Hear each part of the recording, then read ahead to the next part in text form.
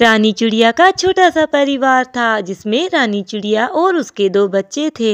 रानी चिड़िया की बेटी तो बहुत मासूम थी, मगर उसका बेटा गुग्गू बहुत ही शरारती था और रानी चिड़िया उसकी शरारतों की वजह से बहुत परेशान थी। मम्मा, आज फिर गुग्गू ने स्कूल में शरारत की। इसने मुनमुन अंकल के बेटे का टिफिन बॉक्स निकाल कर नीचे फेंक दिया, जिससे टीचर ने इसे खूब डांटा। लाली की ये बात सुनकर रानी गुग्गू से कहती है, गुग्गू बेटा, मैंने तुम्हें कितनी बार समझाया है कि शरारत मत किया करो।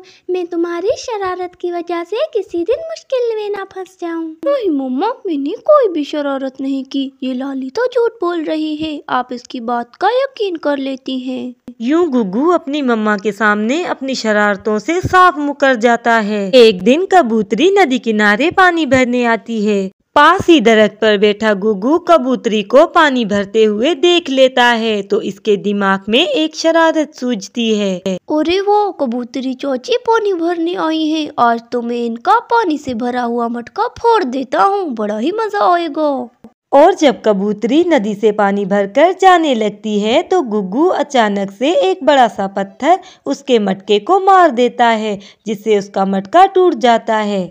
गुग्गू की शिकायत लगाने कबूतरी रानी के पास पहुंच जाती है। रानी बहन, तुम्हारा बेटा गुग्गू हमेशा शरारतें ही करता रहता है। आज तो इसने हद ही कर दी। आज इसने मेरा पानी से भरा हुआ मटका ही तोड़ दिया।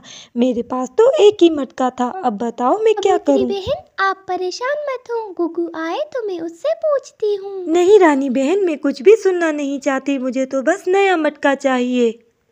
ठीक है कबूतरी बहन, आप घर जाएं, मैं आपको आज ही नया मटका ला कर दूंगी। गुग्गू इस बात से बेखबर कि कबूतरी उसकी शिकायत लगाकर जा चुकी है, वो घर आता है तो रानी उससे कहती है, गुग्गू अब बहुत हो चुका है, मैं तंग आ गई हूँ तुम्हारी रोज रोज की शरारतों से। अब तुम्हारा घर से निकलना भी बंद और जेब खर्च भी बंद। गुग्गू समझ चुका था कि कबूतरी चाची उसकी शिकायत लगा के जा चुकी है, मगर इन सब बातों का गुग्गू पर असर कहां से होने वाला था। वो फिर से नदी किनारे बंटी के पास खेलने के लिए पहुंच जाता है। चलो बंटी, हम नदी में नहाने वाला गेम खेलते हैं। ना बाबा ना, मेरी मम्मा ने मुझे मना किया है नदी में नहाने के लिए, मैं तो तुम्हारे साथ नहीं खेलूंगा।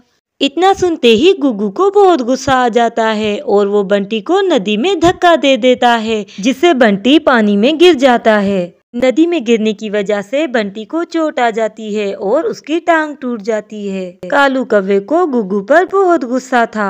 इस कमबख्त रानी के बेटे ने मेरे बेटे की टांग तोड़ दी, मैं इसको छोड़ूंगा नहीं, तुम देख लेना कलो। हाँ कालू जी, हमें चलकर सेठ कबूतर के पास इनकी शिकायत लगानी चाहिए और इन्हें जंगल से निकलवा देना चाहिए।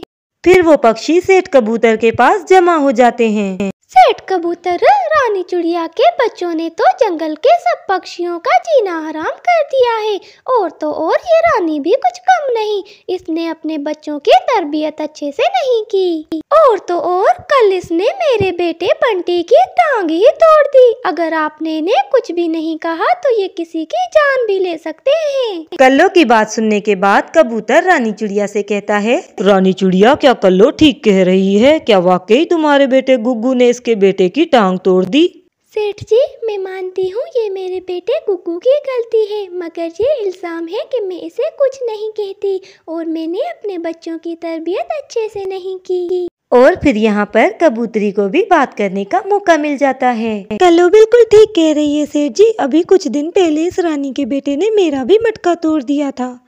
सेठ जी, मैं तो आपसे ये कह रही हूँ कि रानी और इसके बच्चों को जंगल से ही निकाल दें, यही हम सब के लिए बेहतर होगा। इन सब की बातें सुनकर रानी बहुत परेशान हो जाती है। नहीं नहीं सेठ जी, ये सरासर जुल्म है, हमें आप जंगल से मत निकालें।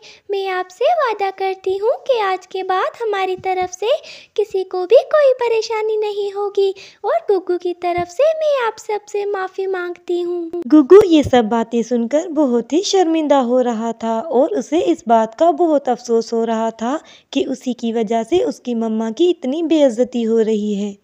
देखो रानी, मुझे पता है कि तुम एक बहुत अच्छी और नेक चिड़िया हो, इसीलिए मैं तुम्हें एक मौका देता हूँ, मगर तुम्हें बंटी के इलाज का सारा खर्चा उठाना पड़ेगा। घर वापस आने के बाद रानी चिड़िया बहुत ही उदास थी और वो गुग्गू से कहती है, देखो गुग्गू, मैं तुम्हें शरारत करने से हमेशा मना करती थी, लेकिन तुमने मेरी एक ना सुनी। आज तुम्हारी वजह से मुझे जंगल के सब पक्षियों के सामने इतना बेइज्जत होना पड़ा। सॉरी मम्मा, प्लीज़ मुझे माफ़ कर दे। मुझे पता नहीं था कि मेरी वजह से आपको इतनी तकलीफ़ उठानी पड़ेगी। आज मुझे पता चला है कि हमारी शरारतों की वजह से हमारे माँ बाप को कितनी परेशानी देखनी पड़ती है। आप मुझे बस एक बार माफ़ कर दें। मैं आज के बाद अच्छा बच्चा बन के रहूँगा और आपको कभी परेशान नहीं करूँगा। अब गुग्गू ने दिल में फैसला कर लिया था कि वो कभी भी शरारत नहीं करेगा और एक अच्छा बच्चा बन के रहेगा, ताकि इसकी मम्मा को किसी के सामने शर्मिंदा ना होना पड़े। उसके बाद गुग्गू अपनी मम्मा को गले से लगा लेता है।